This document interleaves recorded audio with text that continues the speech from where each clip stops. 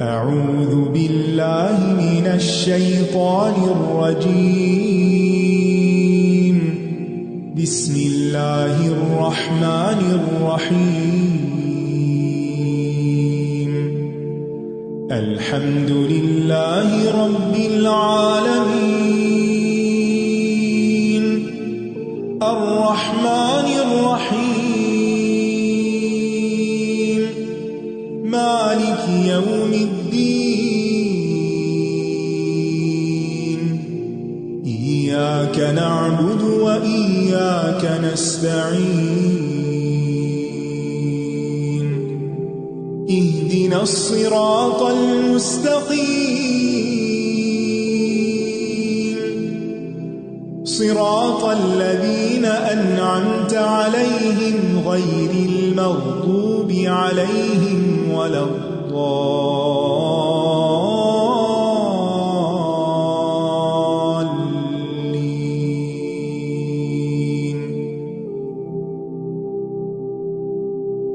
السلام علیکم ورحمۃ اللہ وبرکاتہ.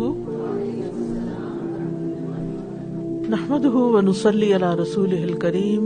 اما بعد فاعوذ باللہ من الشیطان الرجیم. بسم اللہ الرحمن الرحیم. رب اشرح لی صدری ویسر لی امری واحلل عقدۃ من لسانی یفقهوا قولی. یا ایھا الذین آمنوا لا تأکلوا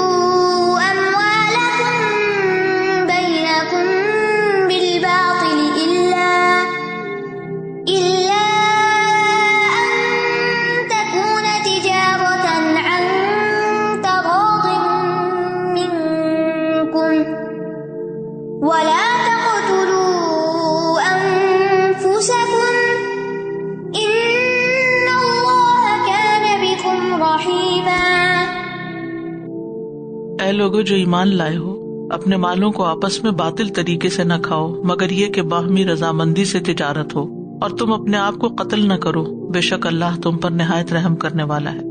ایمان والوں سے خطاب ہے کہ اے لوگو جنہوں نے اللہ اور اس کے رسول کی تصدیق کی ہے، اس کی شریعت کو مانا ہے، تمہارے لیے حلال نہیں کہ تم ایک دوسرے کا مال ناحق طریقے سے کھاؤ.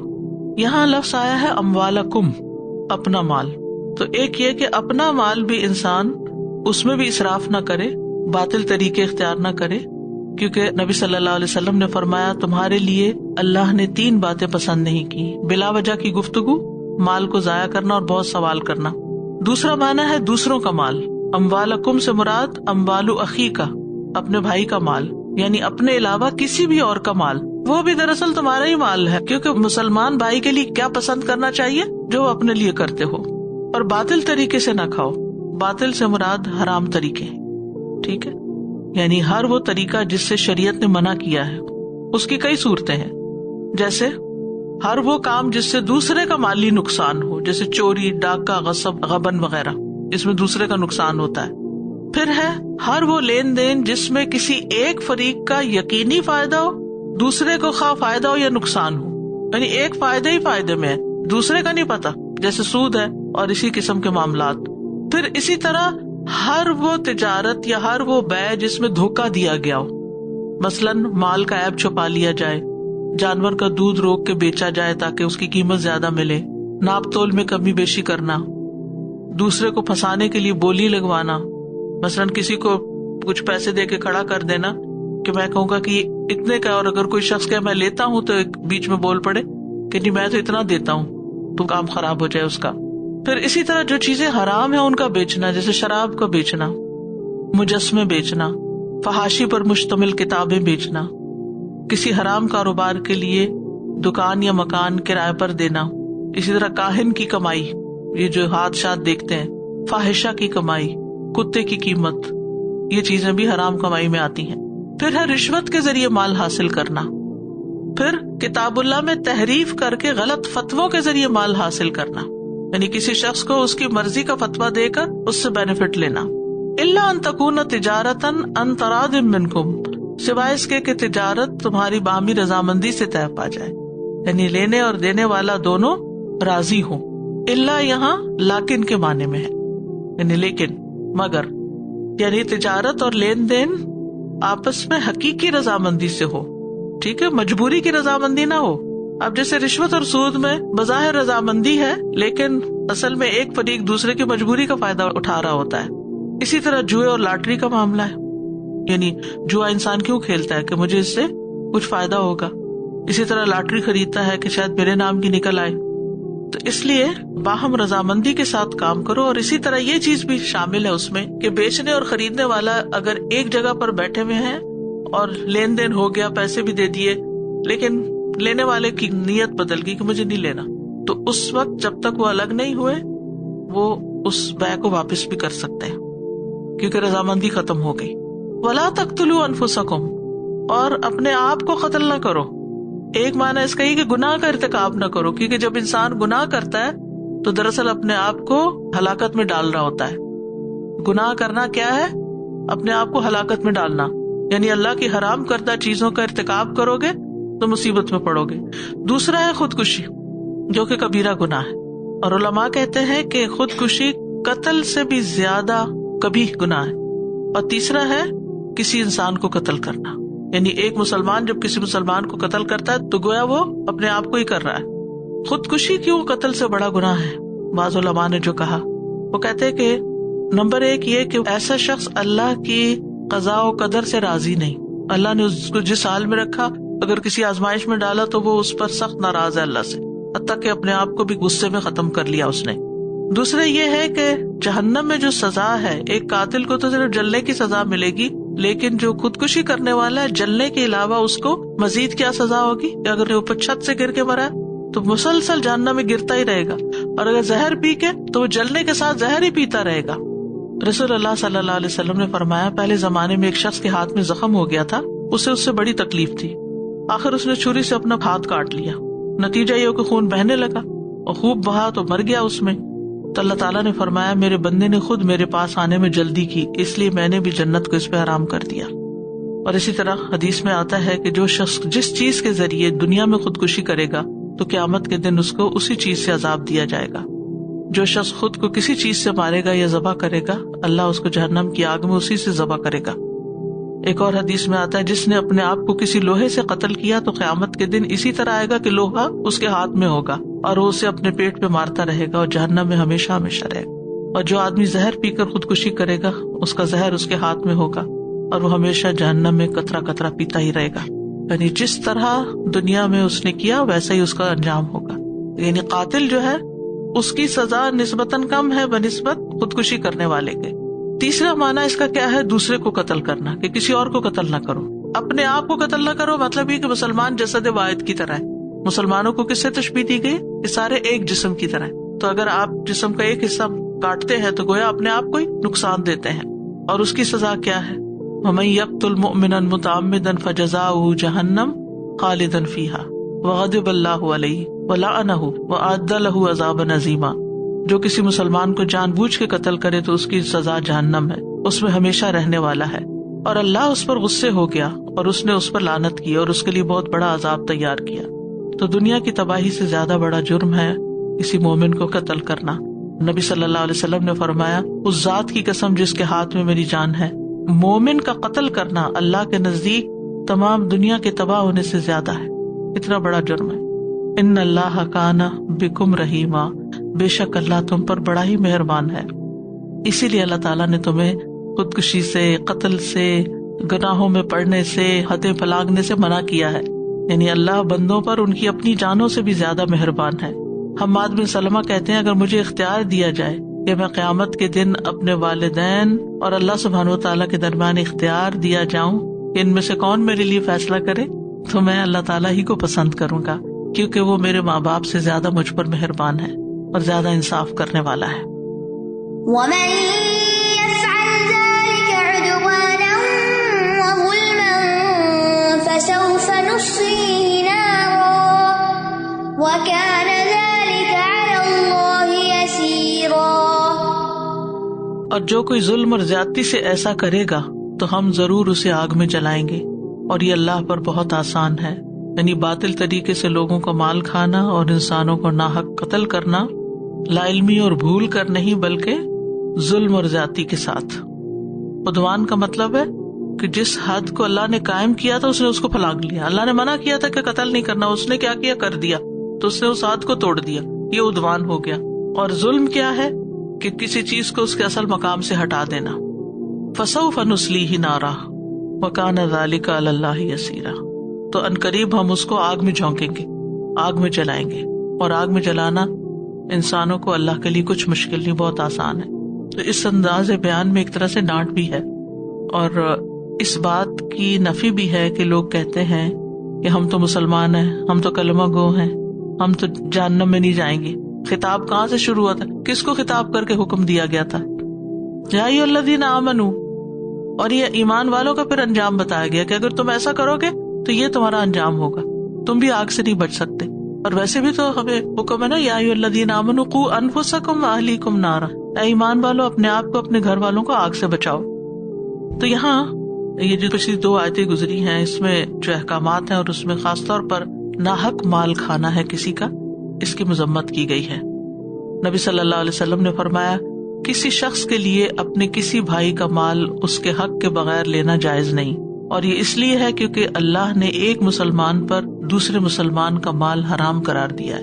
اور جو شخص کسی کا ظلم کے ساتھ مال حاصل کرے اس پر سخت وبال ہے، جیسے کسی کی زمین ہتھیانا یا معمولی چیز دھوکے سے بیچنا. نبی صلی اللہ علیہ وسلم نے فرمایا جس آدمی نے جھوٹی قسم کھا کر کسی مسلمان کا حق مارا تو اللہ اس کے لیے آگ کو لازم کر دے گا اور اس پر جنت کو حرام کر دے گا. ایک آدمی نے عرض کیا اللہ کے رسول اگرچہ وہ معمولی چیز ہو؟ آپ نے فرمایا اگرچہ وہ پیلو کی درخت کی شاخ ہی کیوں نہ ہو. جھوٹی قسم کھا کے اگر تم نے وہ بھی ہتھیائی تو پکڑ ہو جائے گی. اسی طرح جو ایک بالشت کسی کا زمین ہتھیائے گا 7 زمینوں کا توق اس کے گردن میں ڈالا جائے گا قیامت کے دن.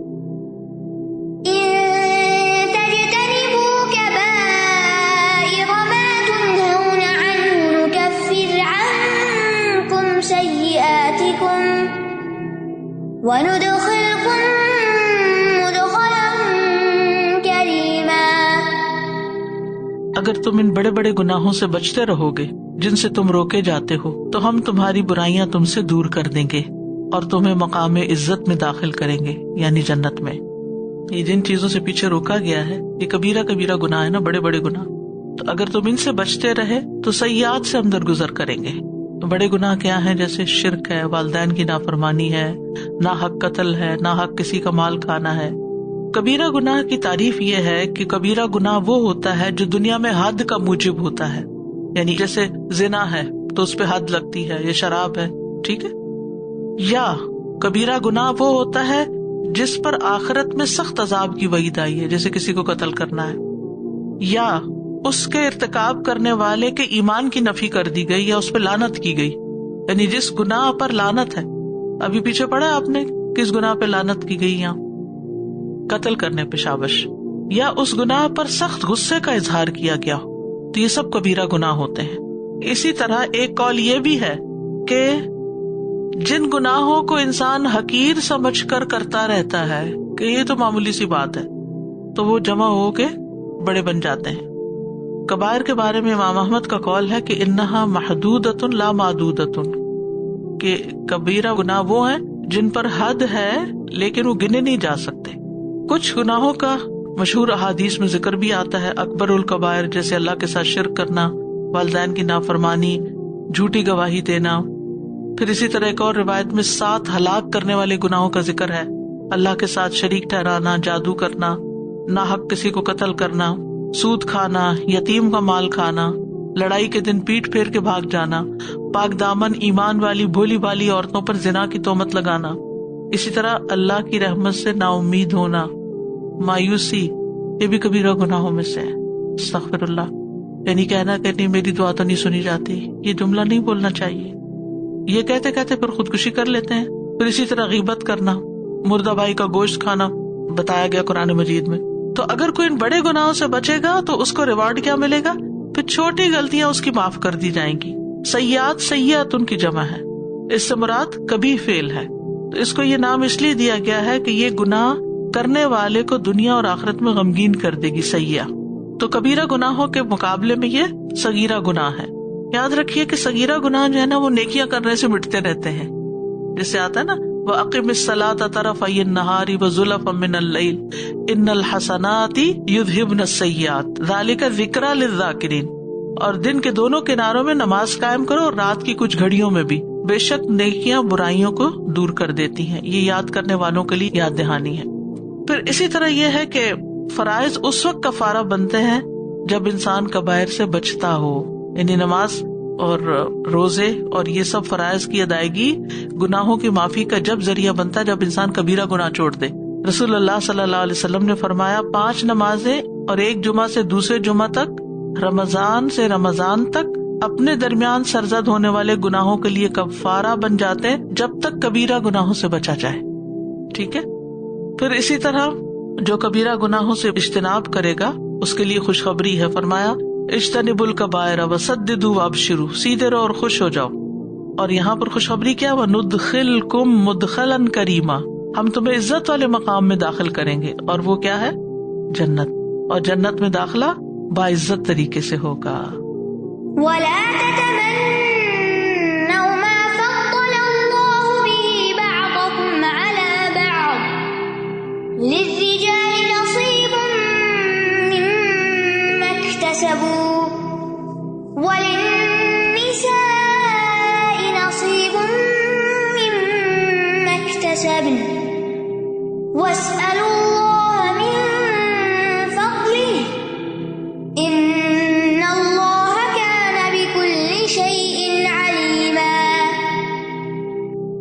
اور تم اس چیز کی تمنا نہ کرو جس کے ساتھ اللہ نے تم میں سے بعض کو بعض پر فضیلت عطا کی، مردوں کے لیے اس میں سے حصہ ہے جو انہوں نے کمایا، اور عورتوں کے لیے اس میں سے حصہ ہے جو انہوں نے کمایا، اور اللہ سے اس کے فضل کا سوال کرو، بے شک اللہ ہر چیز کو خوب جاننے والا ہے۔ وَلَا تَتَمَنَّوْا، اور نہ تم تمنا کرو، سب کو خطاب ہے، ہم سب کے لیے ہے یہ حکم، مردوں کے لیے بھی عورتوں کے لیے بھی۔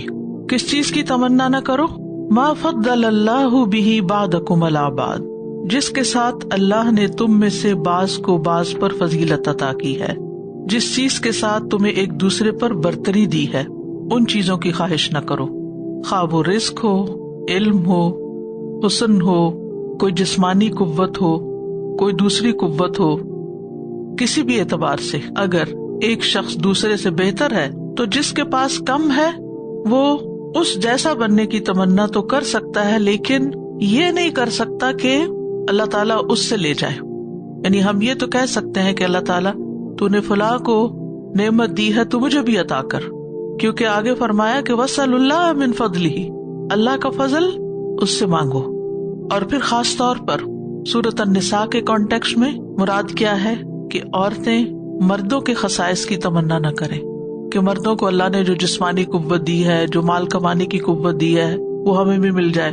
تو جن چیزوں کی بنا پر اللہ تعالیٰ نے مردوں کو عورتوں پر فضیلت دی ہے، عورتیں ان چیزوں کی تمنا نہ کریں، مرد بننے کی خواہش نہ رکھیں۔ اور اسی طرح اگر کوئی فقیر ہے یا اس کے اندر کوئی جسمانی نقص ہے تو پھر صرف دوسروں کی خوشیاں یا دوسروں کے پاس نعمتیں دیکھ دیکھ کر انسان جلے نہیں، حسد نہ کرے، اور اللہ سے اس کا فضل مانگے۔ کس چیز کی تمنا کرنی چاہیے؟ حدیث میں آتا ہے کہ 2 لوگ قابل رشک ہیں، ایک وہ آدمی جسے اللہ نے قرآن کا علم دیا اور وہ اسے دن رات تلاوت کرتا رہتا ہے، یعنی دن رات اس کے ساتھ مشغول ہے، حتیٰ کہ اس کا پڑوسی کہتا ہے کاش مجھے بھی وہ دیا جاتا جو فلاں کو ملا، تو میں بھی اس کی طرح کے عمل کرتا جیسے وہ عمل کرتا ہے۔ یہ قابل رشک ہے، اس کی تمنا کرو۔ دوسرا وہ شخص جسے اللہ نے مال دیا اور وہ اسے حق کی بالادستی کے لیے خرچ کرتا ہے، یعنی نیک کاموں میں، خیر کے کاموں میں، حتیٰ کہ اسے دیکھ کر دوسرا شخص کہتا ہے کاش مجھے بھی مال دیا جاتا جیسے فلاں کو دیا گیا ہے، تو میں بھی اس کی طرح عمل کرتا جیسے وہ عمل کرتا ہے، جس طرح وہ نیکی کے کام میں لگا رہا ہے میں بھی لگاتا۔ لیکن دوسرے کی نعمت پر حسرت نہیں کرنی چاہیے، کیونکہ یہ حسرت جو ہے یہ حرام ہے، یعنی منع ہے۔ اور یہ حسرت کیا ہے کہ دوسرے کی نعمت کا زوال ہو جائے، اس کو کیوں ملا، جلے کڑے نہیں انسان، اس کو حسد بھی کہتے ہیں۔ اور حسد جو ہے اس سے بہت سی برائیوں کے دروازے کھلتے ہیں۔ عبداللہ ابن عمرو بن العاص کہتے ہیں کہ رسول اللہ صلی اللہ علیہ وسلم نے فرمایا جب فارس اور روم کو فتح کر لیا جائے گا تو تم کس طرح کی قوم ہوگے؟ عبد الرحمن بن عوف نے عرض کیا ہم وہی کریں گے جو اللہ نے ہمیں حکم دیا ہے. رسول اللہ صلی اللہ علیہ وسلم نے فرمایا اس کے برعکس تم ایک دوسرے سے مقابلے کرو گے. یعنی جب دنیا بہت آ جائے گی تو پھر کمپٹیشن شروع ہو جائے گا. پھر ایک دوسرے سے حسد کرو گے کہ اس کو کیوں زیادہ مل گیا, اس کے پاس نہیں ہونا چاہیے. پھر ایک دوسرے سے پیٹھ پھیرو گے, یعنی ایک دوسرے کو اوائڈ کرو گے. پھر ایک دوسرے سے بغض رکھو گے. تو دوسروں کی نعمت کو دیکھ کر اس سے حسد کرنے کے بعد پھر انسان اس سے کھچا کھچا رہنے لگتا ہے. پھر اس کے بعد بول چال, تعلق ختم, اور پھر دل میں ایک نفرت سی آ جاتی ہے. خاص طور پر اگر ایک ہی خاندان کے اندر اونچ نیچ ہو, کچھ کے پاس زیادہ ہو کچھ کے پاس کم ہو, تو ان کے آپس کے تعلقات کم ہی اچھے دیکھے گئے. کیونکہ غریبوں کو یہ شکوہ ہوتا ہے کہ یہ امیر ہیں, یہ ہمیں نہیں دیتے, اور امیروں کو یہ شکوہ ہوتا ہے کہ یہ ہر وقت ہمارے پیچھے پڑے رہتے ہیں اور ہماری نعمتوں پر حسد کرتے ہیں. تو اس لیے اس چیز سے منع کر دیا گیا. پھر خصوصاً فرمایا للرجال نصیب مما اکتسبوا وللنساء نصیب مما اکتسبن. مطلب کیا ہے کہ مردوں کو اس میں سے حصہ ملے گا جو وہ کوشش کریں گے, اور عورتیں جو وہ کمائیں گی. یعنی ہر ایک کو اس کے عمل کا بدلہ ملے گا, خیر کے بدلے خیر, شر کے بدلے شر. اسی طرح چونکہ پیچھے وراثت کے معاملات بھی گزرے, تو وراثت میں مردوں کا حصہ عورتوں سے زیادہ ہے. تو اس صورت میں بھی عورتوں کے دل میں یہ بات پیدا ہو سکتی ہے کہ ان کو کیوں زیادہ ملا ہے, اور جیسے کہ بہت دفعہ لوگ یہ شکایت کرتے نظر آتے ہیں. تو یہاں اس سے دھیان ہٹا کر اس چیز کی طرف پھیر دیا گیا کہ تم اپنے اعمال کی طرف توجہ رکھو, نیکی کے کاموں میں کوشش کرو, کیونکہ آخرت میں یہ نہیں دیکھا جائے گا کہ کس کو وراثت میں کتنا حصہ ملا, کس کے پاس کتنا مال تھا, کون کتنا حسین تھا, کون کتنی ڈگریاں رکھتا تھا, کس کے پاس کتنی بڑی جاب تھی. وہاں یہ دیکھا جائے گا کہ کس نے کتنی نیکیاں کمائی ہیں. اسی لیے سورۃ النحل میں آتا ہے من عمل صالحا من ذکر او انثى وهو مؤمن فلنحيينه حیاتا طیبہ وَلَنَجْزِيَنَّهُمْ أَجْرَهُمْ بِأَحْسَنِ مَا كَانُوا يَعْمَلُونَ. جو بھی نیک عمل کرے گا, خواہ مرد ہو یا عورت, بشرطے کہ وہ مومن ہو, تو ہم اسے پاکیزہ زندگی بسر کرائیں گے, اور آخرت میں ان کے بہترین اعمال کے مطابق انہیں ان کا اجر عطا کریں گے. سورۃ غافر میں آتا ہے وَمَنْ عَمِلَ صَالِحًا مِّن ذَكَرٍ أَوْ أُنثَىٰ وَهُوَ مُؤْمِنٌ فَأُولَٰئِكَ يَدْخُلُونَ الْجَنَّةَ يُرْزَقُونَ فِيهَا بِغَيْرِ حِسَابٍ. اور جو نیک عمل کرے گا, خواہ مرد ہو یا عورت, بشرطے کہ وہ مومن ہو, تو ایسے لوگ جنت میں داخل ہوں گے اور انہیں وہاں بلا حساب رزق دیا جائے گا. چونکہ خلق الانسان ضعیفا, انسان کمزور پیدا کیا گیا, تو قدرتی طور پر انسان کے اندر یہ چیز پائی جاتی ہے کہ جب وہ کسی اور کو اپنے سے اچھے حال میں دیکھتا ہے, چاہے مال ہو, علم ہو, صحت ہو, طاقت ہو, دنیا کی کوئی بھی نعمت ہو, تو اس کے دل میں یہ خیال ضرور آتا ہے کہ یہ میرے پاس نہیں ہے, میرے پاس بھی ہوتی تو اچھا تھا. اس طرح کبھی کبھی وہ سیلف پٹی کا بھی شکار ہو جاتا ہے. تو ایسی صورت میں یہ تسلی دلائی گئی کہ اس بنا پر کسی کو آخرت میں بلند درجے نہیں ملیں گے کہ دنیا میں اس کے پاس نعمتیں زیادہ تھی. وہاں تو یہ دیکھا جائے گا کہ کون کر کے کیا آیا ہے. اور پھر آپ دیکھیں کہ دو جینڈرز کے درمیان, یعنی مرد اور عورت کے درمیان جو عام طور پہ کمپٹیشن رہتا ہے, اور عورتیں عموماً مردوں کا مقابلہ کرنے کی کوشش کرتی ہیں کہ ہم کسی طرح بھی ان سے پیچھے نہیں ہیں, اور ہمارا مقام شاید اسلام نے کم رکھا ہے یا ہمارے حقوق نہیں ہیں. تو ان کے سارے حقوق وغیرہ بتا کر اس کے بعد یہ بتایا گیا کہ اصل چیز جس کی فکر کرنے کی ہے وہ یہ کہ تمہاری کوششیں کس سمت میں ہیں. آخرت میں یہ نہیں دیکھا جائے گا چونکہ یہ مرد تھا لہذا اس کا اجر ڈبل کر دیا جائے, اور یہ عورت تھی اور اس نے بھی اتنا ہی اچھا نیک کام کیا تو اس کا اجر کم ہو. دنیا میں یہ ڈسکریمنیشن ہے بہت جگہوں پر. اگر ایک مرد وہی جاب کرتا ہے تو اس کی تنخواہ زیادہ ہوتی ہے, اور اگر وہی جاب عورت کرتی ہے تو اس کی تنخواہ کم ہوتی ہے. لیکن آخرت میں یہ نہیں ہوگا. آخرت میں ہر ایک کو اس کے کیے کا پورا پورا بدلہ ملے گا. وَاسْأَلُوا اللَّهَ مِن فَضْلِهِ, اور اللہ سے اس کے فضل کا سوال کرو. یعنی صرف اپنی خواہشات کے پورا ہونے کی ہر وقت نہ سوچا کرو, بلکہ یہ سوچو اور یہ سوال کرو کہ تمہیں ان خواہشات کے بدلے میں اللہ اپنا فضل عطا کرے. کیونکہ بعض اوقات جب ہم کسی چیز کی خواہش کر بھی رہے ہوتے ہیں نا, تو بہت چھوٹی چیز ہوتی ہے, اور اللہ کا فضل بہت بڑی چیز ہوتی ہے. تو بجائے اس کے کہ انسان یہ سوچے جو اس کے پاس ہے وہ مجھے ملے, انسان کہ اللہ مجھے اپنے فضل سے دے, اور جب اللہ اپنے فضل سے دے گا تو وہ اس سے بھی بہتر دے سکتا ہے اور وہ اس سے بھی اچھا دے گا آپ کو. تو دین کے معاملات ہوں یا دنیا کے معاملات, دونوں میں اللہ کے فضل کا ہی سوال کرنا چاہیے. اور جو شخص نہ کوشش کرتا ہے, نہ محنت کرتا ہے, اور نہ ہی دعا کرتا ہے, پھر وہ کہیں کا بھی نہیں رہتا. تو حسد نہیں، فضل کا سوال.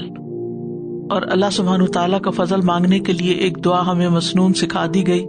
اللہم انی اسألک من فضلک ورحمتک فإنہ لا یملکھا الا انت. اے اللہ میں تجھ سے تیرے فضل اور تیری رحمت کا سوال کرتا ہوں کیونکہ ان کا مالک تیرے سوا کوئی نہیں، تو خود ہی مالک ہے اس کا. لہٰذا تو اپنے پاس سے ہمیں عطا کر، ہمیں لوگوں کا محتاج نہ کر، ہمیں اپنی جناب سے عطا کر.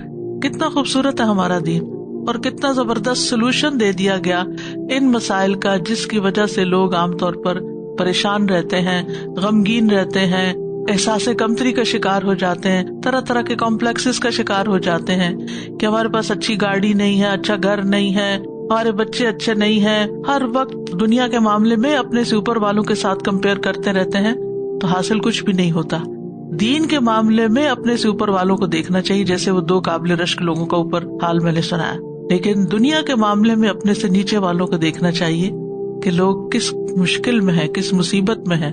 اس وقت بھی آپ دیکھیں دنیا کے کئی ممالک ہیں جہاں جنگیں ہو رہی ہیں، جہاں لوگوں کے پاس پینے کا صاف پانی نہیں ہے، چھت نہیں ہے، سردی سے بچنے کا سامان نہیں، کھانے کے لیے نہیں ہے کچھ، بچوں کے لیے تعلیم نہیں ہے، بیماروں کے علاج کے لیے کچھ نہیں ہے.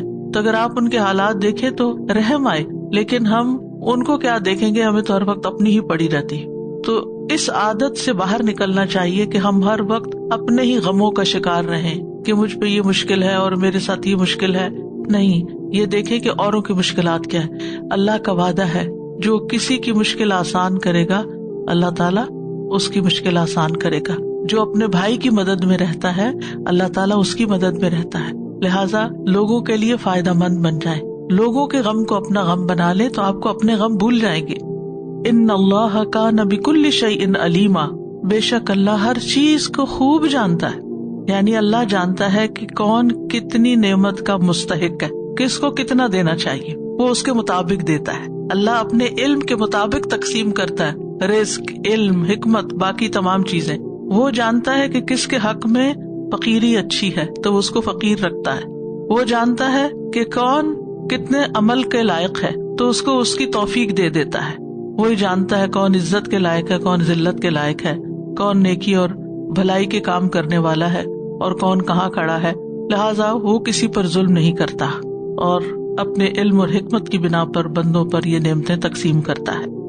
وَلِكُلٍّ جَعَلْنَا مَوَالِيَ مِمَّا تَرَكَ الْوَالِدَانِ وَالْأَقْرَبُونَ وَالَّذِينَ عَقَدَتْ أَيْمَانُكُمْ فَآتُوهُمْ نَصِيبَهُمْ إِنَّ اللَّهَ كَانَ عَلَى كُلِّ شَيْءٍ شَهِيدًا. اور اس ترکے میں سے جو والدین اور قریب ترین رشتہ دار چھوڑ جائیں ہم نے ہر ایک کے وارث مقرر کر دیے ہیں، اور جنہیں تم سے تمہارے عہد و پیمان نے باندھ رکھا ہے یعنی تمہارے حلیف، تو تم انہیں بھی ان کا حصہ دے دو. بے شک اللہ ہر چیز پر خوب گواہ ہے. وَلِكُلٍّ جَعَلْنَا مَوَالِيَ. موالی جو ہے مولا کی جمع ہے، اور مولا کے کئی معنی ہوتے ہیں: دوست، آزاد کردہ غلام، چچا زاد، پڑوسی. لیکن یہاں موالی سے مراد وارث ہے. وارث مطلب یہ ہے کہ ہر مرد اور عورت جو کچھ چھوڑ جائیں گے اس کے وارث ان کے قریبی رشتہ دار ہوں گے. ٹھیک ہے. وَلِكُلٍّ جَعَلْنَا مَوَالِيَ مِمَّا تَرَكَ الْوَالِدَانِ. والدین چھوڑ جائیں تو اس صورت میں اولاد وارث ہوگی، اور اگر اولاد چھوڑ جائے تو پھر کیا ہے، ماں باپ اور دیگر رشتہ دار جو ہے وہ وارث بنیں گے. ہم پیچھے وراثت کے احکامات میں اچھی طرح پڑھ چکے ہیں کہ ایک وراثت کی تقسیم ہوتی ہے نسب کی بنیاد پر، جو والدین اور اولاد کے بیچ میں نسب کا رشتہ ہوتا ہے، اور ایک ہوتا ہے زوجیت کی بنا پر، جو نکاح کے رشتے میں جیسے شوہر بیوی ایک دوسرے کے وارث بنتے ہیں، اور ایک ہوتا ہے ولا کی بنیاد پر. ٹھیک ہے. ولا کیا ہے؟ ولا یہ ہوتا ہے کہ اگر ایک شخص اپنے غلام کو آزاد کر دیتا ہے تو پھر اس کے بعد اس سے اس کا تعلق یا نسبت ولا کی ہو جاتی ہے. اگر یہ آزاد کردہ غلام فوت ہو جائے اور کچھ مال چھوڑ جائے تو وہ مال اس کے سابق آقا کو جس کے ساتھ اس کی ولا کی نسبت ہے اس کو ملے گا. ٹھیک ہے. تو یہاں پر ایک تو حصے ان کے بتا دیے گئے. پھر فرمایا اور جنہیں تم سے تمہارے عہد و پیمان نے باندھ رکھا ہے یعنی تمہارے حلیف، تو تم انہیں بھی ان کا حصہ دے دو. اہل عرب میں یہ قاعدہ تھا کہ جن لوگوں کے درمیان دوستی اور بھائی چارے کے عہد و پیمان ہوتے تھے وہ ایک دوسرے کے میراث کے بھی حقدار بن جاتے تھے. کسی کو منہ بولا بیٹا بنا لیا جاتا تو وہ اپنے منہ بولے باپ کا وارث قرار پاتا تھا. اسی طرح اور بھی کچھ قبائل آپس میں ایک دوسرے کی مدد کے لیے، کیونکہ قبائلی زندگی تھی اور عموماً لوٹ مار ہوتی تھی اور لوگ تنہا نہیں جی سکتے تھے، تو انہیں دوسرے قبائل کے ساتھ اپنے تعلقات استوار کرنے پڑتے تھے. تو پھر وہ بھائی چارہ یا وہ تعلق یا وہ جو مناصرت ہوتی تھی ایک دوسرے کی یعنی مدد، تو اس بنا پر ان کے اتنے گہرے بازوقت تعلقات ہو جاتے تھے کہ وہ قسم کھا کر ایک دوسرے کے ایک طرح سے رشتے داری بن جاتے تھے. اور اگر افراد کے درمیان یہ ہوتی تو پھر وہ ایک دوسرے کے وارث بھی بن جاتے تھے. تو فرمایا اور وہ لوگ بھی وارث بنتے ہیں جن کی مدد کرنے اور ان کو کچھ عطا کرنے کی تم نے پختہ قسم کھا کر حلف اٹھایا، یعنی تمہارے عہد و پیمان نے جنہیں تمہارا موالی بنایا تو وہ ان کو دے دو. لیکن بعض مفسرین کے نزدیک یہ آیت جو ہے یہ منسوخ ہو چکی ہے. اور کس آیت نے منسوخ کیا ہے اس کو؟ سورۃ انفال کی آیت ہے وَأُولُو الْأَرْحَامِ بَعْضُهُمْ أَوْلَىٰ بِبَعْضٍ فِي کتاب اللہ. اللہ کی کتاب میں رشتے ناتے والے ایک دوسرے سے زیادہ نزدیک ہیں. اب منہ بولے بیٹے کو وارث نہیں کر سکتے آپ، یعنی وہ تمہارا وارث نہیں ہو سکتا، وصیت کے ذریعے انہیں دے سکتے ہو. اسی طرح ایسے دوست، ایسے احباب، ایسے مددگار، ایسے لوگ جو آس پاس ہوں تمہارے، جن کے ساتھ ایک اچھا وقت گزرا ہو، ان کو تم وصیت میں سے دے سکتے ہو، لیکن باقاعدہ ان کا حصہ اسلام میں نہیں ہے. جیسے انصار اور مہاجرین کے درمیان کیا قائم ہوئی تھی؟ مواخات. تو اس مواخات کی بنا پر یہ سمجھا گیا کہ شاید وہ ایک دوسرے کے وارث بھی بنیں گے، لیکن بتا دیا گیا کہ نہیں، اولو الارحام ہی صرف وارث ہیں، دوسرے وارث نہیں ہیں. اور بعض کہتے ہیں کہ یہ آیت جو ہے منسوخ نہیں ہوئی، لیکن اس سے مراد وہ حلف اور معاہدہ ہے جو ایک دوسرے کی مدد کے لیے اسلام سے قبل دو اشخاص یا دو قبیلوں کے درمیان قائم ہوا اور اسلام کے بعد بھی وہ چلا آ رہا ہے. تو اس حلف اور معاہدے کی پابندی کے مطابق ایک دوسرے کے ساتھ تعاون کرو، لیکن وراثت جو ہے وہ صرف کس کی ہوگی؟ جن کے حصے اللہ نے مقرر کیے ہیں. ٹھیک. ان اللہ کان علی کل شیء شہیدا، بے شک اللہ سبحانہ وتعالی ہر چیز پر نگران ہے، یعنی وہ ہر چیز کی اطلاع رکھتا ہے اپنے علم کے ذریعے، اپنی بصر کے ذریعے اور اپنی سمع کے ذریعے. تمام حرکات، آوازوں اور دل میں اٹھنے والے خیالات، ہر چیز کا اللہ تعالیٰ کو علم ہے. یعنی اللہ تعالیٰ سے کوئی بھی چیز چھپی ہوئی نہیں، لہٰذا اس کی اطاعت کرو، اس کی نافرمانی نہیں کرنا. اور شہید کا لفظ جو ہے یہ شاہد سے مبالغے کا صیغہ ہے، فعیل کے وزن پر، جس کا معنی ہے دیکھنے اور مشاہدہ کرنے کے ساتھ موجود ہونا. اسی لیے جب حق کے ساتھ گواہی دی جاتی ہے تو گواہی دینے والا شاہد اور شہید کہلاتا ہے. تو اللہ سبحانہ تعالیٰ کا نام الشہید بھی ہے کہ وہ تمام مخلوقات کو دیکھنے والا ہے، ہر چھوٹی بڑی چیز کو دیکھتا ہے.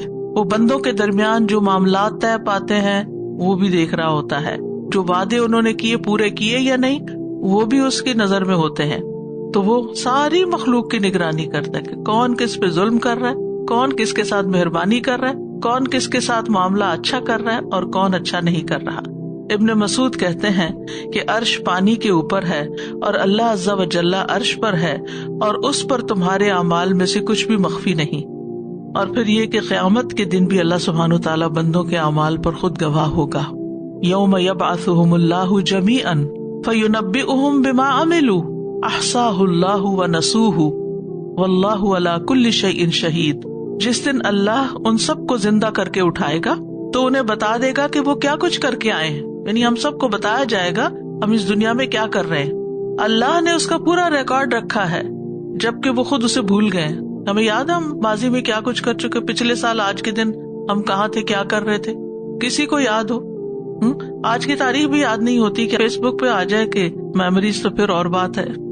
تو اللہ سبحانہ تعالیٰ ہر چیز پر قیامت کے دن بھی خود گواہ ہوگا. تو اس لیے کسی کے ساتھ بھی ظلم نہیں ہوگا، ہر ایک کے ساتھ انصاف ہوگا، کیونکہ گواہیاں حق کے ساتھ ہوں گی، فرشتے بھی گواہ ہوں گے. وجاء کل نفس معها سائق و شہید، ہر شخص آ گیا اس کے ساتھ ایک ہانک کے لانے والا اور ایک گواہ ہے. اور ان کل نفس لما علیہا حافظ، اللہ سبحانہ تعالیٰ خود بھی نگرانی کر رہا ہے کون کہاں جھوٹ بول سکتا ہے یا غلط بیانی کر سکتا ہے. یا کسی پہ زیادتی کر سکتا ہے. کسی کے ساتھ نہ زیادتی ہوگی نہ کوئی کر سکے. الرجال قوامون على النساء بما فضل الله بعضهم على بعض وبما أنفقوا من أموالهم فالصالحات قانتات حافظات للغيب بما حفظ الله واللاتي تخافون نشوزهن فعظوهن واهجروهن في المضاجع واضربوهن فإن أطعنكم فلا تبغوا عليهن سبيلا إن الله كان عليا كبيرا.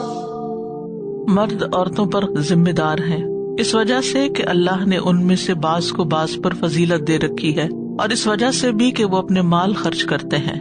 بس نیک عورتیں فرما بردار ہوتی ہیں، اپنی عزت اور شوہر کے مال کی غائبانہ حفاظت کرنے والی ہیں، اس وجہ سے کہ اللہ نے ان کے حقوق کی حفاظت کی. اور وہ عورتیں جن کی سرکشی سے تم ڈرتے ہو بس انہیں نصیحت کرو، اور نہ مانے تو بستروں میں انہیں علیحدہ کر دو، اور پھر بھی نہ مانے تو انہیں ہلکی سی مار مارو. پھر اگر وہ تمہاری اطاعت کرنے لگے تو انہیں ستانے کا کوئی راستہ تلاش مت کرو، بے شک اللہ بہت بلند بہت بڑا ہے. الرجال قوامون علی النساء، مرد عورتوں پر قوام ہے.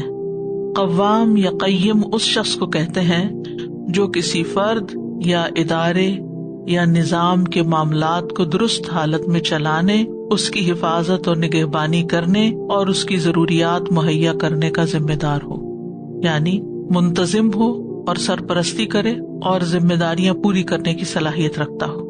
تو اللہ تعالیٰ نے مردوں کو عورتوں پر قوام بنا کر عورتوں کے ساتھ مہربانی کی ہے.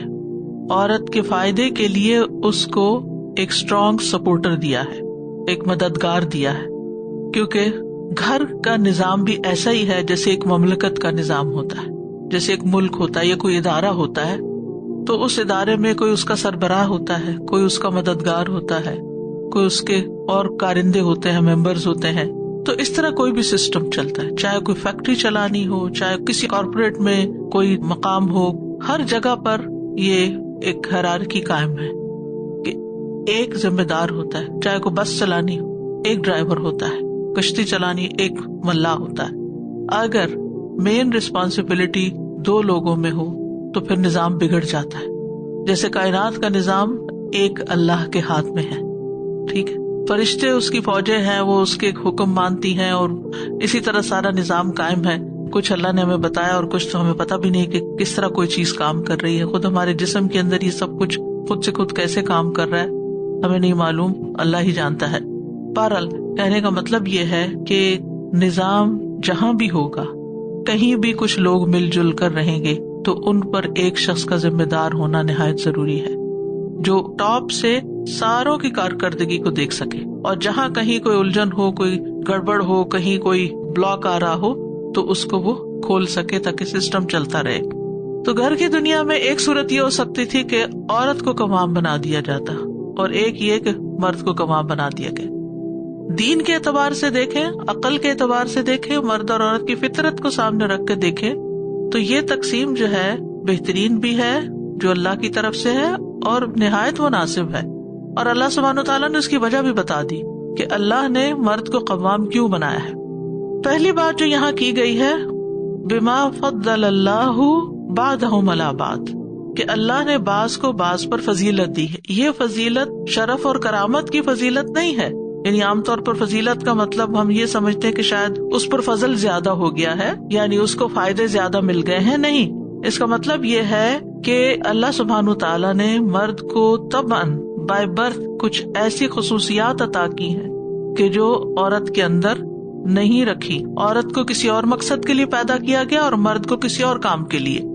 دونوں کا دائرہ کار الگ الگ کیا گیا، ایک گھر کی دنیا کو دیکھنے کے لیے، ایک باہر کی دنیا کو دیکھنے کے لیے. بوقت ضرورت دونوں ایک دوسرے کے اندر اور باہر مددگار ہو سکتے ہیں، لیکن جو بیسک رسپانسبلٹی ہے وہ اسی طرح رکھی گئی، تقسیم کار جس کو کہتے ہیں. اور اس میں کیا فرمایا، وَبِمَا أَنفَقُوا مِنْ أَمْوَالِهِمْ، اور اس وجہ سے بھی کہ وہ اپنے مال خرچ کرتے ہیں. ٹھیک ہے، تو مرد کو جو قوام بنایا گیا دو بنیادوں پر، ایک یہ کہ وہ جسمانی اعتبار سے، عقلی اعتبار سے زیادہ مضبوط ہے عورت کے مقابلے میں، اور یہ ایک مانا ہوا فیکٹ. ایکسیپشنل کیسز ہو سکتے ہیں لیکن یہ ایک مانی ہوئی بات ہے کہ مرد اسٹرانگ ہے، اور عورت مرد کے تحفظ میں زیادہ کمفرٹیبل محسوس کرتی ہے، اپنے آپ کو ریلیکس فیل کرتی ہے، اور اس کو اپنے کاموں کے لیے اس کی سپورٹ چاہیے ہوتی ہے. اور دوسری بات یہ ہے کہ مرد کماتے ہیں، محنت کرتے ہیں اور عورتوں پر خرچ کرتے ہیں. عورت اگر مرد کے مقابلے میں کئی گنا زیادہ بھی امیر ہو، پھر بھی اس میں سے بلینئر بھی، اور اگر اپنی ذات پر خرچ نہ کرنا چاہے، اپنی ذات پر بھی ایون، تو بھی اس کو اجازت ہے. یعنی مرد اس کو مجبور نہیں کر سکتا کہ میں نہیں تم پہ خرچ کرتا کیونکہ تم تو پہلے سے بہت امیر ہو. نہیں، وہ اپنا خرچہ بھی مرد سے لے گی چاہے مرد اس سے کہیں زیادہ کم کماتا ہو. یہ ذمہ داری دی، یعنی مرد ذمہ دار ہے، اور ذمہ دار کس چیز کا ہے کہ وہ بیوی کو نان نفقہ دے. پیچھے ہم پڑھ چکے ہیں کہ مرد کے ذمہ ہے کہ شادی کے موقع پر بیوی کو مہر بھی ادا کرے، اور پھر شادی کے بعد اس کا نان نفقہ، اس کی غذا، اس کا لباس، اس کا علاج، اس کی ضرورت کی جتنی بھی چیزیں ہیں، اس کی انٹرٹینمنٹ، ان سب چیزوں پر مرد ہی خرچ کرے. یاد رکھیے مرد کو قوام بنایا گیا ہے، عورت پہ مسلط نہیں کیا گیا. کوئی جابر ظالم نہیں بنایا گیا کہ وہ عورت کے اوپر مسلط ہو جائے اور وہ ایک سخت گیر قسم کا انسان ہو اور پھر وہ سارا نظام چلائے. نہیں، مرد کی قوامیت اس بات کا تقاضا کرتی ہے کہ وہ عورت کے لیے مہربان ہو، شفیق ہو، اس کا خیال رکھنے والا ہو، کیئر کرنے والا ہو، اس سے تکلیف دور کرنے والا ہو، اس کی ضروریات پوری کرنے والا ہو. تو یہاں پر اللہ سبحانہ وتعالیٰ نے جو وجوہات بتا دی، اس کے بعد کوئی شک کی بات نہیں رہتی. ہم دیکھتے ہیں کہ نہ صرف یہ دو چیزیں ہیں بلکہ تاریخ کا بھی ہم مطالعہ کریں تو بڑے بڑے مناصب مردوں کے ساتھ ہی مخصوص ہیں. نبوت ہو گئی، رسالت ہو گئی، اسی طرح نماز با جماعت میں امامت ہو گئی، یہ ساری چیزیں مردوں کے لیے خاص ہیں. پھر اسی طرح اللہ تعالیٰ نے ان کو زیادہ محنت اور جفاکشی کی صلاحیت دی ہے، جسمانی طور پر مضبوط بنایا ہے، اور مرد کو عورت پر راعی بنایا گیا ہے، نگران بنایا گیا ہے. ابن عمر کہتے ہیں نبی صلی اللہ علیہ وسلم نے فرمایا، تم میں سے ہر شخص نگران ہے اور ہر ایک سے اس کی رعیت کے بارے میں پوچھا جائے گا. بس امیر نگران ہے اور مرد اپنے گھر والوں پر نگران ہے، یعنی مرد سے سوال کیا جائے گا کہ اس کے گھر والے کیا کر رہے تھے. عورت کے دینی اور دنیاوی معاملات پر مرد نگران ہے، یعنی وہ نماز پڑھتی ہے یا نہیں، دین کے حدود کو کتنا پورا کرتی ہے اور کس چیز کی خلاف ورزی کرتی ہے. تو یہ مرد کا فرض بنتا ہے کہ وہ خود بھی دین کے راستے پر ہو اور اس کو بھی لے کر چلے. پھر اسی طرح اس کی ضروریات زندگی پوری کرے. حکیم بن معاویہ اپنے والد سے روایت کرتے ہیں، ایک آدمی نے نبی صلی اللہ علیہ وسلم سے سوال کیا کہ شوہر پر بیوی کا کیا حق ہے. فرمایا، جب وہ خود کھائے تو اسے بھی کھلائے، جب وہ پہنے تو اسے بھی پہنائے، یعنی اپنے لیے کپڑے خرید رہا ہے تو اس کے لیے بھی لے، چہرے پر نہ مارے، گالی نہ دے، کبھی الگ کرنے کی ضرورت پیش آئے تو اپنے گھر کے علاوہ کسی دوسری جگہ الگ نہ کرے، گھر سے کک آؤٹ نہ کرے، باہر نہ نکال دے، یا یہ کہ خود گھر چھوڑ کے نہ چلا جائے. ایک تو نا باہمی مفاہمت کے ساتھ جاب پہ جا رہا ہے کسی اور ملک یا کچھ، وہ الگ بات ہے، لیکن ناراض ہو کے غصے میں آ کے نہ خود گھر چھوڑے اور نہ اس کو گھر سے نکالے. ناراضگی کی صورت میں بھی گھر کے اندر ہی ایک دوسرے سے الگ ہوں. یہ تو تھی مردوں کی ذمہ داری. عورت کی ذمہ داری کیا ہے؟ فالصالحات قانتات، نیک عورتیں فرما بردار ہوتی، یعنی عورت کے اندر نیکی ہونی چاہیے، فرما برداری ہونی چاہیے. یعنی قانتات، قانتہ کا مطلب ہوتا ہے فرما بردار، یعنی اللہ تعالیٰ کی اطاعت کرنے والیاں اور شوہر کی بات ماننے والیاں. حدیث میں آتا ہے بہترین بیوی وہ ہے کہ جب تم اسے دیکھو تو تمہارا جی خوش ہو جائے، جب تم اسے کسی بات کا حکم دو تو وہ تمہاری اطاعت کرے، اور جب تم گھر میں نہ ہو تو وہ تمہارے پیچھے تمہارے مال کی اور اپنے نفس کی حفاظت کرے. تو یہ حدیث اس آیت کی بہترین تفسیر کرتی ہے. فالصالحات قانتات حافظات للغیب بما حفظ اللہ، یعنی ہر وہ اس چیز کی حفاظت کرتی ہیں جو شوہر کی آنکھوں سے اوجھل ہو، اس میں اپنی شرمگاہوں کی حفاظت، مال کی حفاظت، گھر کی حفاظت، بچوں کی حفاظت، رازوں کی حفاظت، یہ ساری چیزیں شامل ہیں. بما حفظ اللہ، یعنی جن جن چیزوں کی حفاظت کا اللہ نے حکم دیا ان سب چیزوں کی حفاظت کرتی ہیں، اور اس لیے بھی کہ اللہ نے ان کے حقوق کی حفاظت کی ہے. بما حفظ اللہ، بوجہ اس کے جو حفاظت کی اللہ نے کس چیز کی، ان کے حقوق کی. یعنی اللہ نے عورت کے کمزور ہونے کے باوجود اس کو مرد سے حقوق دلوائے ہیں، پروٹیکٹ کیا ہے، لہٰذا عورت کو بھی اپنی ذمہ داری پوری کرنی چاہیے. یاد رکھیے جو شخص اللہ کے احکامات کی حفاظت کرتا ہے اللہ تعالیٰ بھی اس کی حفاظت کرتا ہے. نبی صلی اللہ علیہ وسلم نے فرمایا احفظ اللہ یحفظک، احفظ اللہ تجدہ تجاہک، اللہ کے احکام کی حفاظت کرو اللہ تمہاری حفاظت کرے گا، اللہ کے احکام کی حفاظت کرو تم اسے اپنے سامنے پاؤ گے. تو جو عورتیں حفاظت کرنے والی ہیں ان کو اللہ تعالیٰ کی طرف سے حفاظت ملتی ہے، اللہ ان کے لیے کافی ہو جاتا ہے. کیونکہ انسان کا نفس تو انسان کو برائی پہ اکساتا ہی رہتا ہے، لیکن جو اللہ پہ توکل کرتا ہے اللہ تعالیٰ اس کے لیے کافی ہو جاتا ہے.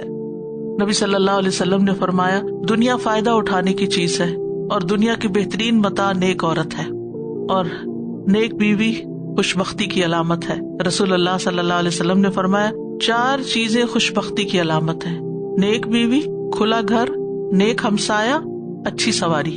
اور 4 چیزیں بدبختی کی علامت ہیں: برا ہمسایہ، بری بیوی، تنگ گھر اور بری سواری.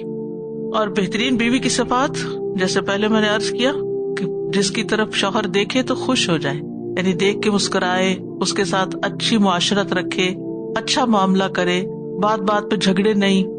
پھر اسی طرح جب کچھ کرنے کو کہے تو کر دے، ضد لگا کے نہ بیٹھ جائے پہلے تم میرا یہ کام کرو تو پھر میں تمہارا کروں گی.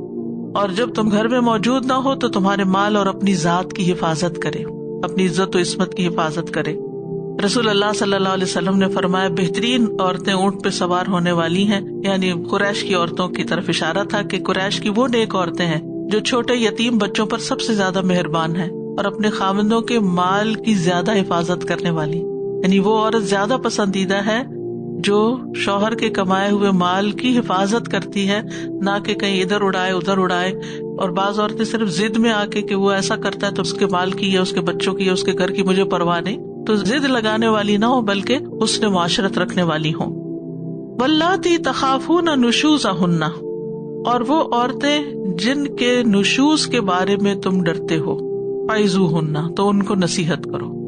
تخافون سے مراد بعض نے ظن لیا ہے، یعنی تمہارے خیال میں یا تمہیں یقین ہے کہ ان کے اندر نشوز پایا جاتا ہے، اور بعض کہتے ہیں کہ تم ڈرتے ہو کہ اس نشوز کا نتیجہ کیا نکلے گا جو عورت کے اندر پایا جا رہا ہے. یہ نشوز کیا ہے؟ ابن قدامہ کہتے ہیں کہ نشوز کا معنی ہے ان معاملات میں شوہر کی نافرمانی جن کو اللہ نے عورت پر فرض کیا ہے، یعنی جو کام عورت کو کرنے چاہیے ان کاموں کو نہ کرنا نشوز کہلاتا ہے.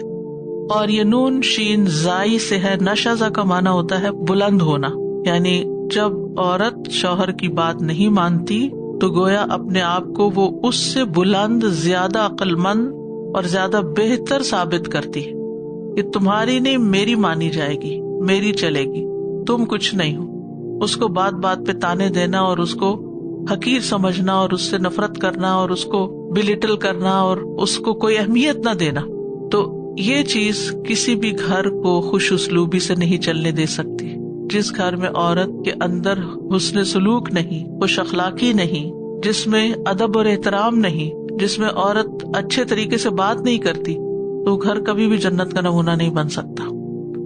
چھوٹی موٹی جھڑپ لڑائی جھگڑا ہر گھر میں ہو جاتا ہے، لیکن ایک مستقل عادت بنائے رکھنا، موڈ آف کر کے رکھنا، بات نہ سننا، تکبر کرنا. نشزہ کا مطلب ہوتا ہے اوپر اٹھنا. تم منون شزو آتا نا قرآن میں، پھر ہم اس کو کھڑا کریں گے، اٹھائیں گے. پھر اسی طرح وَإِذَا قِيلَ لَكُمُ انشُزُوا فَانشُزُوا، جب تمہیں کہا جائے اٹھ جاؤ تو اٹھ جاؤ. تو طرف ہو یا نشوز کا مطلب ہوتا ہے اٹھنا، یعنی شوہر کے مقابلے میں خود بڑا بننا اور اس کی بات نہ سننا اور اس کے مقابلے میں بدتمیزی کرنا، بد زبانی کرنا، بد اخلاقی کرنا. تو یہ چیز گھر کے ماحول کے لیے، بچوں کے لیے، خود شوہر کے رشتہ داروں کے لیے، خاندان کے لیے، سب کے لیے تکلیف دہ ہوتی. یعنی جس گھر میں ایسی بیوی پائی جائے وہ گھر جہنم بن جاتا ہے کہ جہاں وہ روز چھوٹی چھوٹی بات پہ لڑائی چھیڑ دے. تو جو عورت اپنے آپ کو شوہر سے بہتر سمجھتی ہو، یعنی ایک تو ہے کہ شوہر بیمار ہے، کمزور ہے، جسمانی طور پر وہ زیادہ طاقتور ہے، تو چلو جی آپ زیادہ سمجھدار ہو گئے، کہ زیادہ کام کر پا رہے ہیں کیونکہ شوہر چاہے وہ کچھ اتنا کر نہیں پا رہا. لیکن عام حالات میں یعنی ایک نارمل ریلیشن شپ میں شوہر کو کوئی اہمیت ہی نہ دینا، اس کو بے وقوف سمجھنا، اس کو کوئی امپورٹنس نہ دینا، اس کی بات ہی نہ ماننا، یہ سب کچھ نشوز میں آتا ہے. تو ایسی صورت میں پھر کیا کرے شوہر چونکہ قوام ہے نا، اس نے گھر کے نظام کو صحیح رکھنا ہے، تو اس کو اللہ تعالیٰ نے ذمہ داری دی کہ اب تم اس سچویشن کو اپنے ہاتھ میں لو اور ٹھیک کرو. پہلا کام فَإِذُوهُنَّ، کمیونیکیٹ کرو، نصیحت کرو، سمجھاؤ پیار سے، آرام سے، اس رویے کے نقصان بتاؤ. یعنی نصیحت میں کیا ہوتا ہے عام طور پر، جیسے ایک باپ اپنے بچے کو سمجھاتا ہے یا ایک ماں اپنے بچے کو سمجھاتی ہے. ہم میں سے ہر ماں اپنے بچے کو کس طرح سمجھاتی؟ پیار سے. واز وہ نصیحت ہوتی ہے جو دل پہ اثر کرے، اور دل پر بات اتارنے کے لیے دل سے بات نکالنی پڑتی ہے. ٹھیک ہے، یعنی جو دل سے نکلتی ہے وہ دل پہ جا کے لگتی ہے. تو شوہر کو کیا کہا گیا کہ تم بیوی کو پیار محبت سے سمجھاؤ کہ تم اس طرح میری ماں کے ساتھ ایسے بات نہیں کیا کرو، بچوں کو اس طرح نہیں ڈانٹا کرو، ہمسایوں کے ساتھ بد زبانی نہیں کرو. کچھ عورت ہوتی گھر کی بالکل ٹیک کیئر نہیں کرتی، کچھ ٹوٹ رہا ہے، کوئی گر رہا ہے، کوئی ضائع ہو رہا ہے، کوئی کچھ اور پرواہ ہی نہیں.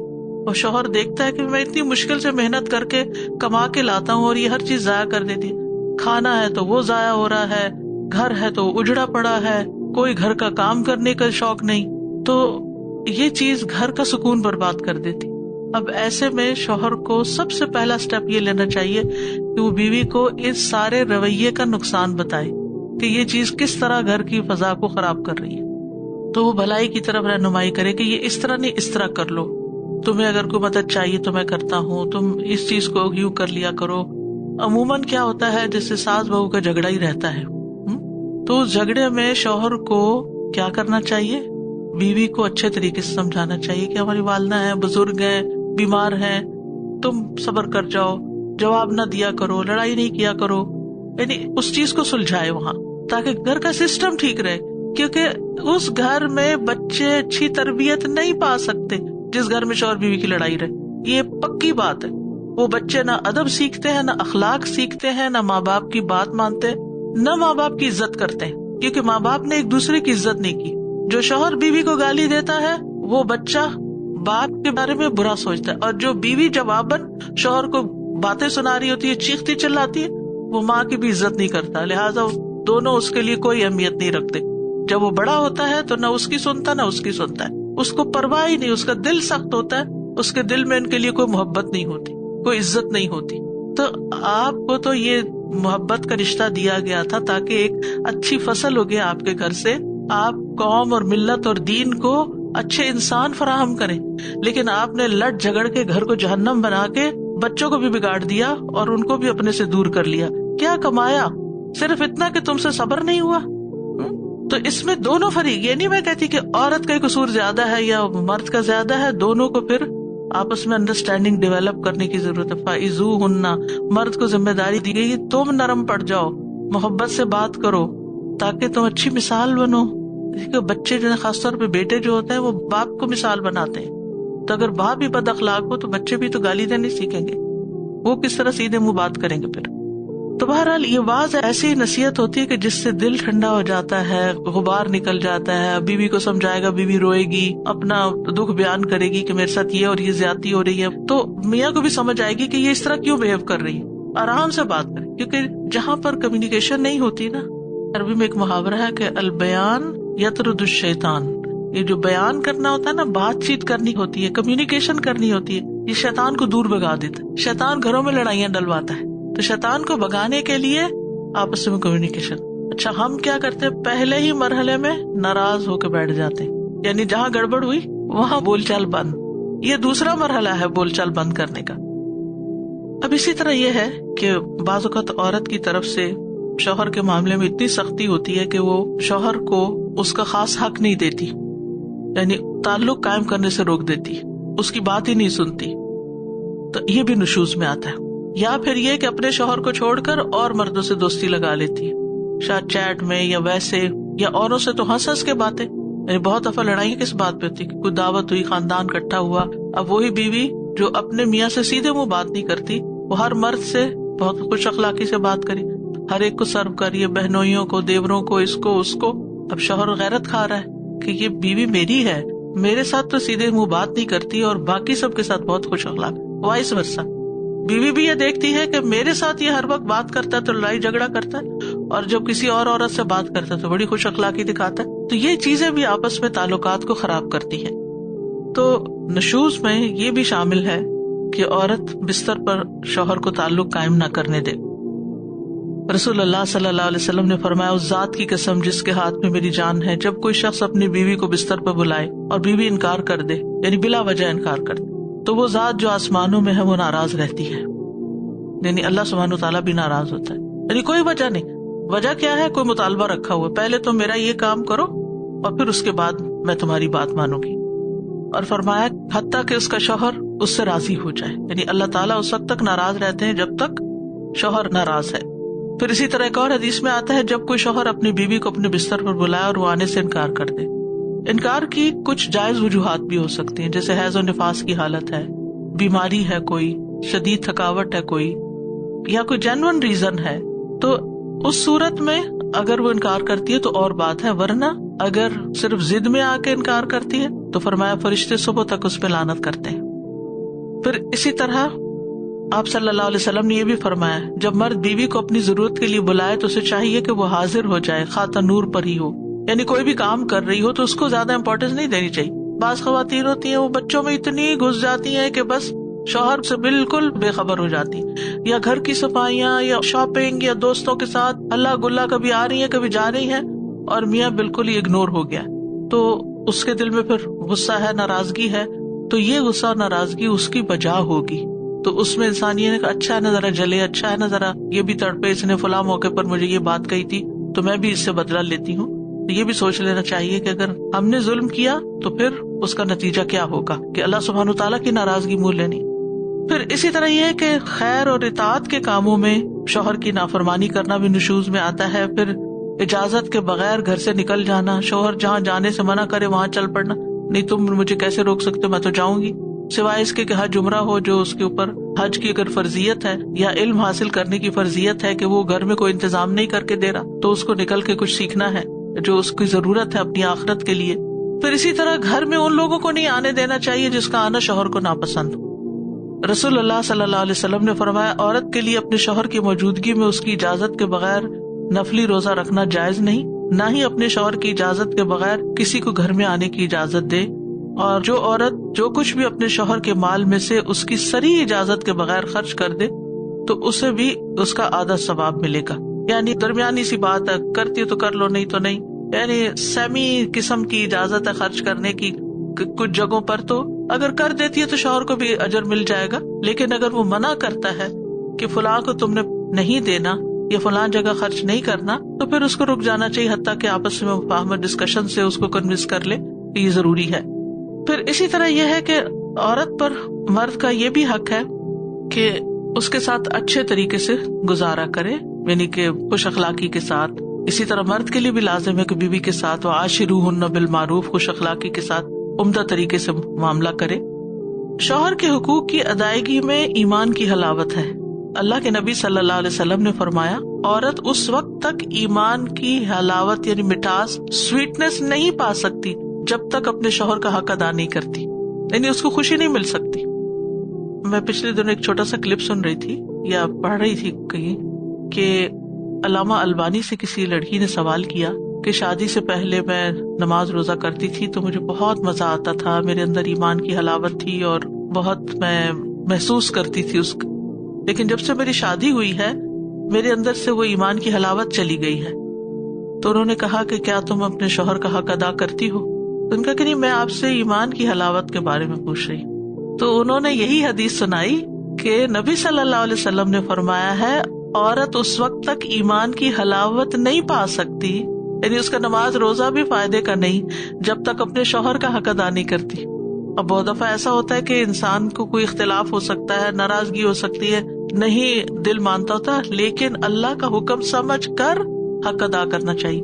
مجھے اپنا فرض پورا کرنا ہے، یہ جو بھی کرتا ہے یہ اس کا جواب دے اللہ کے ہاں ہوگا.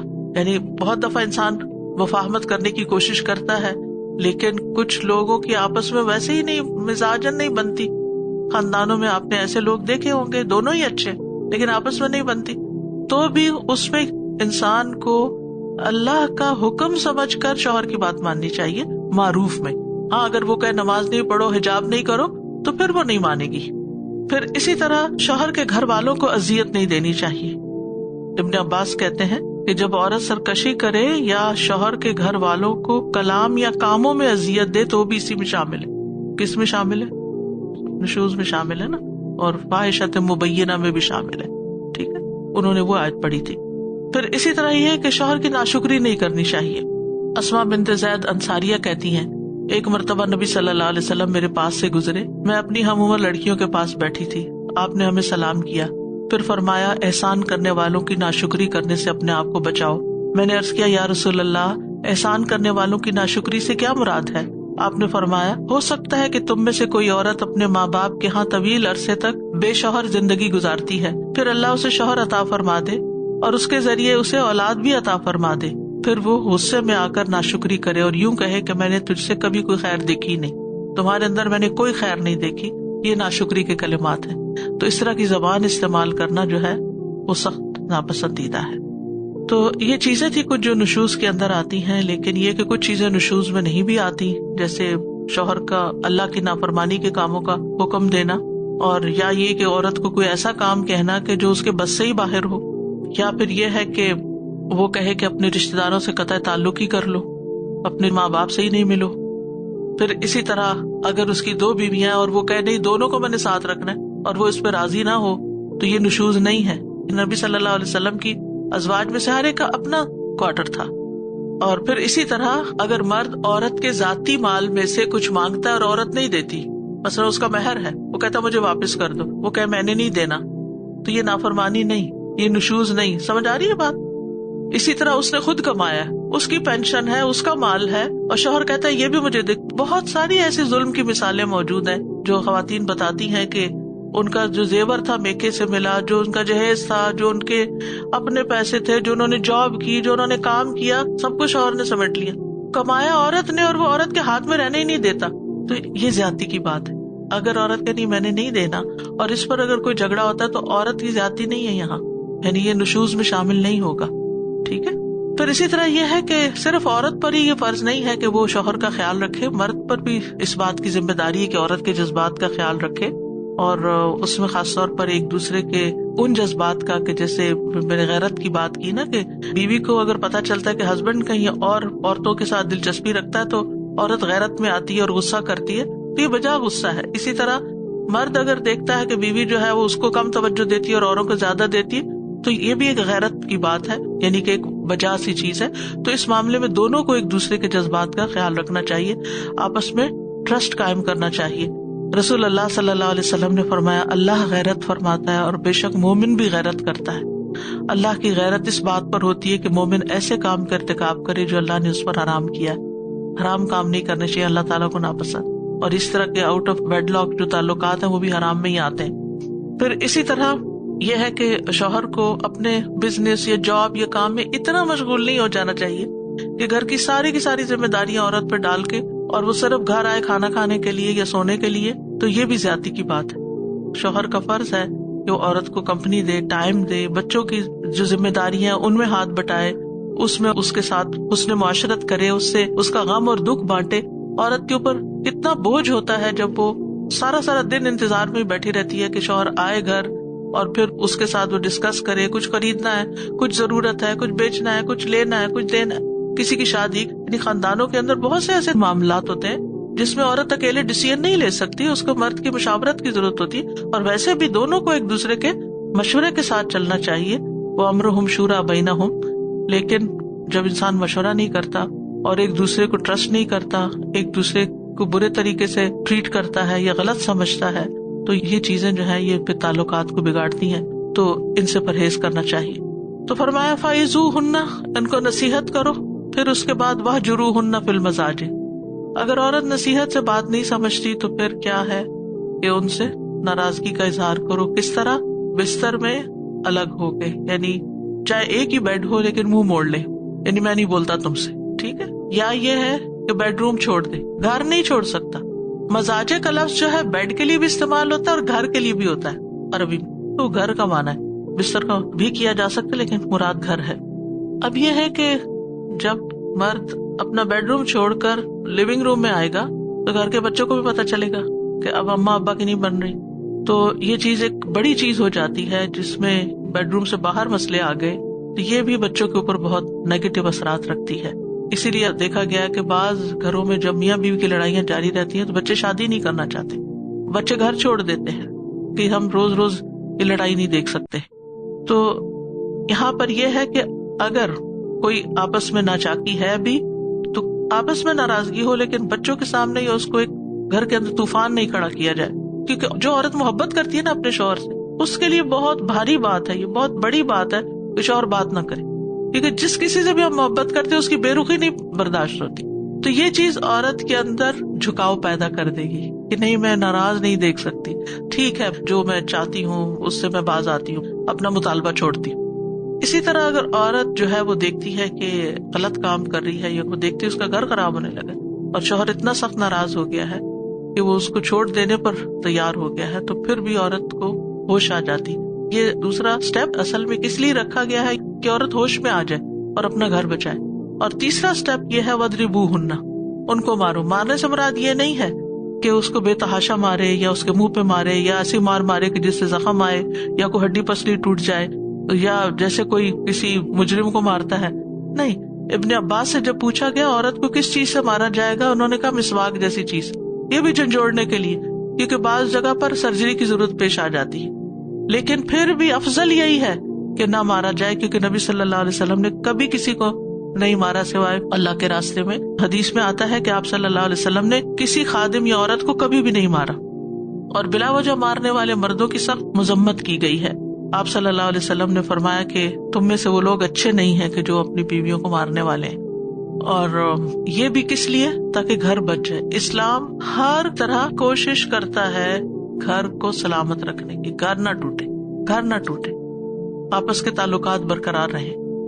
اور عورت کو بھی چھوٹی چھوٹی بات پر ناراض ہو کے میکے نہیں چلے جانا چاہیے, گھر چھوڑ دینے کی بات نہیں کرنی چاہیے, کیونکہ شوہر کے ساتھ زندگی اور شوہر کے بغیر زندگی میں بہت بڑا فرق ہے. فَإِنْ أَطَعْنَكُمْ, پھر اگر وہ تمہاری اطاعت کریں, بات مان جائیں, یعنی جس بات پہ تم انہیں سمجھا رہے ہو وہ سمجھ جائیں, فَلَا تَبْغُوا عَلَيْهِنَّ سَبِيلًا, تو ان پہ راہیں مت ڈھونڈو, یعنی پھر ظلم کے کوئی اور رستے مت تلاش کرو, اپنی زبان یا ہاتھ سے کسی بھی صورت میں تکلیف نہ پہنچاؤ. فَلَا تَبْغُوا عَلَيْهِنَّ سَبِيلًا إِنَّ اللَّهَ كَانَ عَلِيًّا كَبِيرًا, بے شک اللہ بہت بلند بہت بڑا ہے. مردوں کو یہاں پر وارننگ دی گئی ہے کہ اگر تم نے عورت پر زیادتی کی تو یاد رکھو تمہارے اوپر بھی کوئی ہے, اور وہ کون ہے, وہ بہت ہی بلند ہے اور بہت ہی بڑا ہے. یعنی اللہ سبحانہ تعالیٰ کی قدرت اور طاقت تم سے کہیں زیادہ ہے. اگر تم نے ظلم کیا تو پھر خیر نہیں. وَإِنْ خِفْتُمْ شِقَاقَ بَيْنِهِمَا فَابْعَثُوا حَكَمًا مِّنْ أَهْلِهِ وَحَكَمًا مِّنْ أَهْلِهَا إِن يُرِيدَا إِصْلَاحًا يُوَفِّقِ اللَّهُ بَيْنَهُمَا إِنَّ اللَّهَ كَانَ عَلِيمًا خَبِيرًا. اور اگر تمہیں ان دونوں میاں بیوی کے درمیان شدید اختلاف کا ڈر ہو تو ایک منصف اس مرد کے گھر والوں میں سے اور ایک منصف اس عورت کے گھر والوں میں سے مقرر کر لو. اگر وہ دونوں اصلاح کرنا چاہیں گے تو اللہ ان دونوں کے درمیان موافقت پیدا کر دے گا. بے شک اللہ خوب علم والا, خوب خبر رکھنے والا ہے. وَإِنْ خِفْتُمْ شِقَاق, شقاق شق سے ہے یا شق سے ہے. شق کا مطلب ہوتا ہے جانب اور شق کا مطلب ہوتا ہے پھٹنا, شق القمر. یعنی اگر میاں بیوی کے تعلقات سنورنے میں نہیں آ رہے, یعنی مرد نے ساری کوششیں کر لی, تینوں سٹیپ اختیار کر لی, پھر بھی مسئلہ نہیں حل ہوا اور رفٹ بڑھتی چلی جا رہی, اختلاف بڑھتا چلا جا رہا ہے اور ہر کوئی ایک دوسرے پہ الزام لگا رہا ہے اور ہر کوئی اپنے آپ کو سچا کہہ رہا ہے اور دوسرے کو غلط ثابت کر رہا ہے, تو پھر کیا کریں؟ ثالث منتخب کریں, حکم منتخب کریں. حکم کون ہوتا ہے؟ یعنی حکم کی کیا شرائط ہے کہ وہ مسلمان ہو, عادل ہو, عاقل ہو اور مرد ہو, ان کو ثالث بنائیں. ایک بیوی کی طرف سے، ایک میاں کی طرف سے. ان دونوں کا کام کیا ہے کہ دونوں طرف کی باتیں سن کر شکایات پہ غور کریں جو ایک دوسرے کے خلاف ہیں، اور پھر جو جس کی ذمہ داری بنتی ہے اس کو سمجھائیں، آپس میں صلح کرائیں. اگر پھر بھی دونوں کے درمیان اصلاح نہ ہو تو تفریق کروا دیں، ان دونوں کو الگ کروا دیں. ان یریدا اصلاحا یوفق اللہ بینہما، اللہ تعالیٰ فرماتے ہیں کہ اگر وہ دونوں اصلاح کرنا چاہیں گے، ان میاں بیوی گزارا کرنا چاہیں گے، تو اللہ تعالیٰ ان کے درمیان موافقت پیدا کر دے گا. تو یریدا تسنیہ کا صیغہ ہے، اس سے مراد میاں بیوی بھی ہو سکتے ہیں اور اس سے مراد طرفین کے ثالث بھی ہو سکتے ہیں. یعنی اگر دونوں طرف کے جو ثالث آئے ہیں ثالثی کروانے کے لیے، یا حکم آئے ہیں جو فیصلہ کروانے کے لیے، یعنی مصالحت کرنے کے لیے، اگر ان دونوں کی بھی نیتیں اچھی ہیں تو پھر اللہ سبحانہ تعالیٰ موافقت پیدا کر دے گا. ان اللہ کان علیما خبیرا، بے شک اللہ بہت علم والا، بہت خبر رکھنے والا ہے.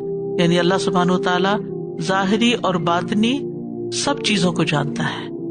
علیم اور خبیر دونوں میں آتا ہے، یعنی انسان کے حالات، جو ایکشن اس کے ہیں وہ بھی دیکھ رہا ہے، اور جو اس کے دل کے اندر نیت چھپی بھی ہے وہ بھی اللہ کو خوب پتا ہے.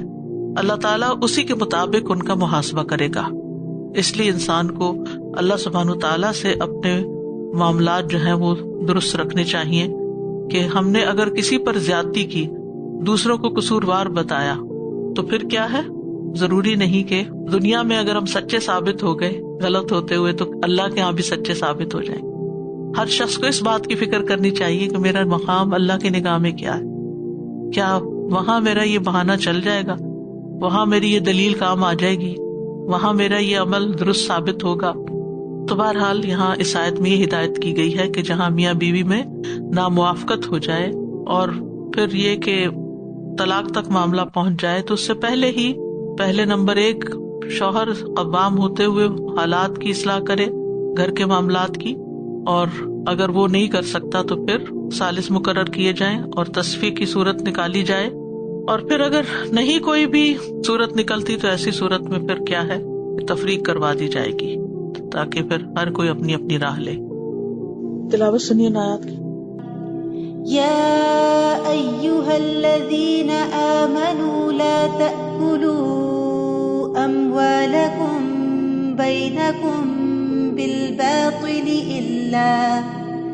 الا ان تكون تجارة عن تراض منكم ولا تقتلوا أنفسكم إن الله كان بكم رحيما ومن يفعل ذلك عدوانا وظلما فسوف نصليه نارا وَكَانَ ذَلِكَ عَلَى اللَّهِ يَسِيرًا. إِن تَجْتَنِبُوا كَبَائِرَ مَا تُنْهَوْنَ عَنْهُ نُكَفِّرْ عَنْكُمْ